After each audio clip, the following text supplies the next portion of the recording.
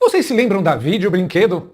Aquela produtora brasileira genial que olhava para os sucessos da Pixar e pensava: lindo, maravilhoso. Mas e se a gente clonar na cara dura, usando um computador movido a lenha, mudando o nome para enganar vovós míopes nas lojas americanas? eles pegavam Ratatouille e transformavam em Ratatouille. Parece estar delicioso. Aqui está um soufflé de camarão. Qual é o segredo de vocês? Temos ingredientes claríssimos. Pegavam carros e pariam os carrinhos. O entregador que sonha em ser corretor profissional.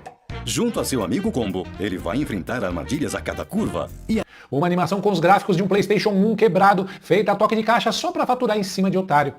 Uma obra-prima da picaretagem industrial, sob medida para induzir idosos ao erro e traumatizar crianças no Natal. Um clássico da vergonha alheia.